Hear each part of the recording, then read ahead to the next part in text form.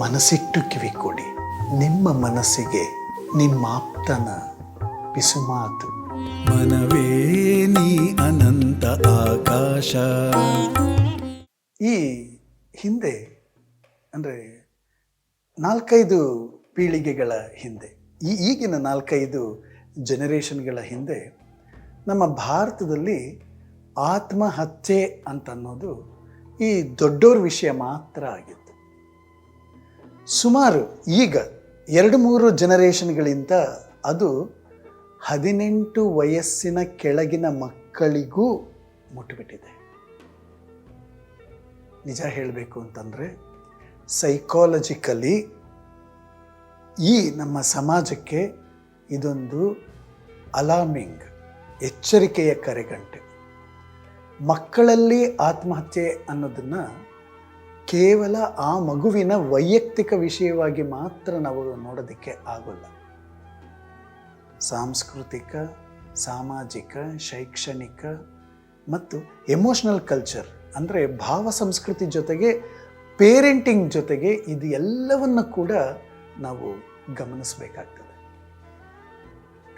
ಈ 60 ಅಥವಾ 70ರ ದಶಕದಲ್ಲಿಯೇ ಗಮನಿಸಿದ್ರೆ ನಮ್ಮ ಜೀವನ ಒಂಥರ ವೇಗದಿಂದ ಇರಲಿಲ್ಲ, ಫಾಸ್ಟ್ ಲೈಫ್ ಇರಲಿಲ್ಲ. ತಮ್ಮ ಜೀವನವನ್ನು ಆಗುಹೋಗುಗಳನ್ನೆಲ್ಲ ಗಮನಿಸ್ಕೊಂಡು ಅದನ್ನೆಲ್ಲ ಭಂಗ ಮಾಡುವಂಥ ವಿಷಯಗಳು, ಡಿಸ್ಟ್ರಾಕ್ಷನ್ಸ್ಗಳು ಕೂಡ ಕಡಿಮೆ ಇದ್ವು. ಮತ್ತು ಅವರಿಗೆ ಹೋಲಿಕೆ, ಬೇರೆ ವ್ಯಕ್ತಿಗಳ ಜೊತೆಗೆ ಮಾಡುವಂತಹ ಹೋಲಿಕೆಗಳು ಕೂಡ ಕಡಿಮೆ ಆಗ್ತಿರ್ತಿತ್ತು. ಮತ್ತು ಮನೆಯಲ್ಲಿ ಸಾಮಾನ್ಯವಾಗಿ ಎಲ್ಲವೂ ಕೂಡ ಹಿರಿಯರದೇ ನಿರ್ಧಾರ ಮತ್ತು ಹಿರಿಯರದೇ ಒಂದು ಅಧಿಕಾರ ಇರ್ತಿತ್ತು. ಆದರೆ ಈಗ ಹಾಗಿಲ್ಲ. ಆಗ ಮಕ್ಕಳಿಗೆ ಏನು ಹೊಣೆನೇ ಇರಲಿಲ್ಲ, ಅವರು ಆರಾಮವಾಗಿರೋದೇ ಆಗಿರ್ತಿತ್ತು. ಈಗ ಗಮನಿಸಬೇಕಾಗಿರೋದೇನು ಅಂತಂದರೆ, ಈ ಜನರೇಷನ್ಗಳದ ಮೈಂಡ್ಸೆಟ್ಟನ್ನ ಫಾರ್ಮ್ ಮಾಡೋದು ಬರೀ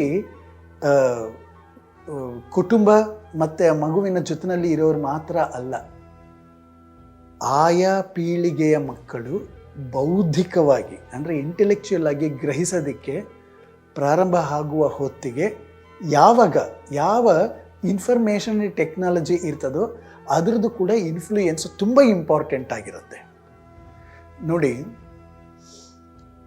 ಈ 90ರ ದಶಕದಿಂದ ಈಚೆಗೆ ಭಾರತದಲ್ಲಿ ಮಕ್ಕಳ ಬಯೋಲಜಿಕಲ್ ಮತ್ತು ಸೈಕಾಲಜಿಕಲ್ ನೀಡ್ಸ್ಗಿಂತ ಹೆಚ್ಚಿನ, ಅವ್ರಿಗೇನೋ ಒಂದು ಎಷ್ಟು ನೀಡ್ಸ್ ಇತ್ತೋ ಅದಕ್ಕಿಂತ ಹೆಚ್ಚಿನ ಮಾಹಿತಿಗಳ ಒತ್ತಡ ಅವುಗಳನ್ನ ಬಾಧಿಸಲಿಕ್ಕೆ ಪ್ರಾರಂಭ ಆಯಿತು.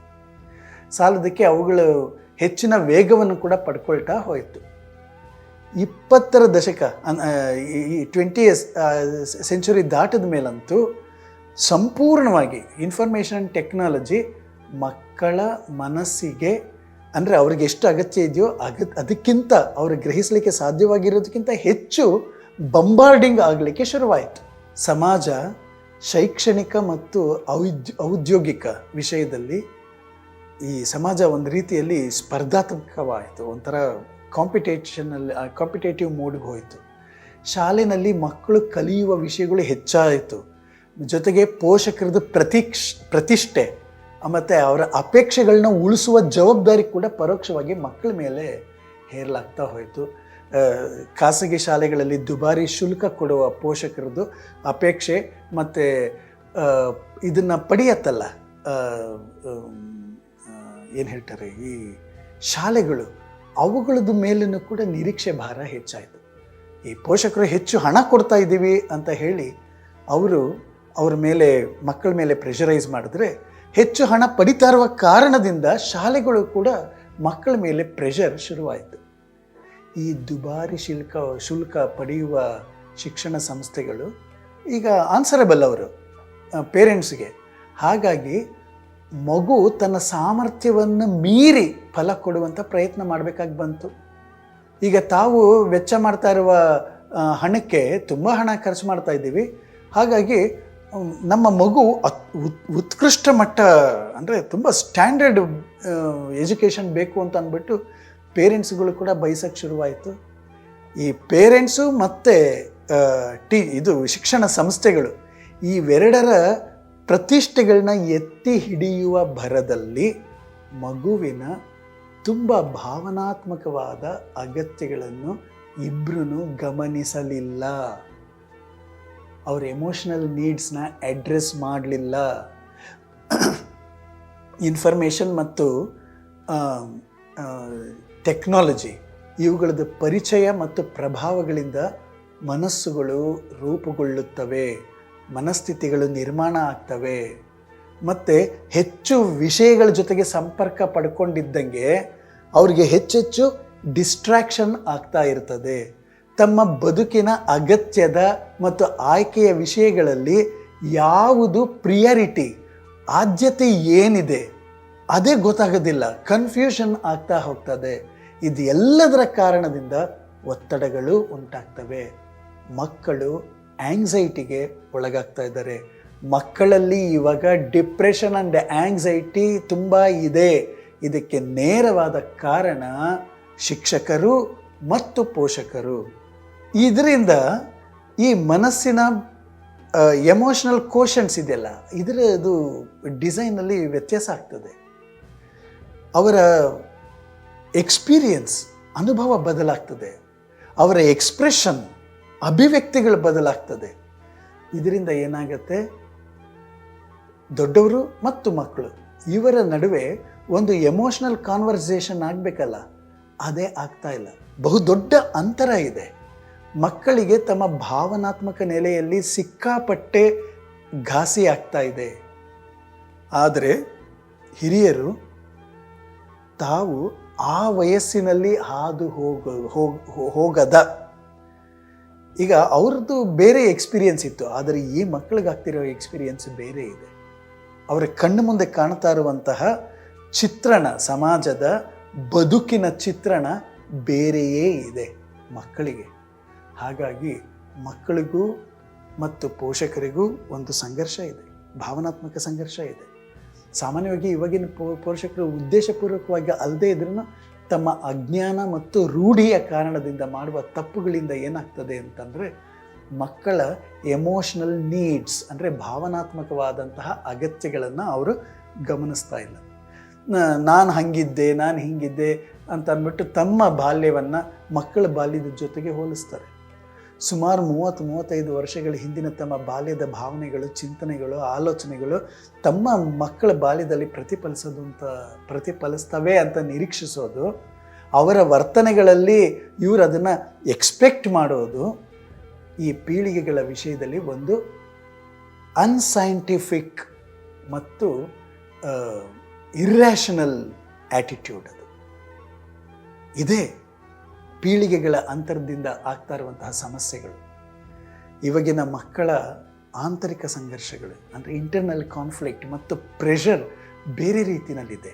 ಹಿರಿಯರ ನಿರೀಕ್ಷೆಯ ಕಾರಣದಿಂದ ಅವರಲ್ಲಿ ಅಪರಾಧಿ ಪ್ರಜ್ಞೆ ಕೂಡ ಮೂಡುವಂತಹ ಸಾಧ್ಯತೆಗಳಿರ್ತದೆ. ಅಯ್ಯೋ, ಇವರು ಇಷ್ಟೊಂದೆಲ್ಲ ಮಾಡ್ತಾ ಇದ್ದಾರೆ, ಐ ಕೆನಾಟ್ ಫುಲ್ಫಿಲ್ ಅಂತ, I cannot meet there needs ಅಥವಾ ಎಕ್ಸ್ಪೆಕ್ಟೇಷನ್ಸ್ ಅಂತ ಅನ್ನೋದು ಅನ್ನಿಸ್ತಾ ಇದೆ.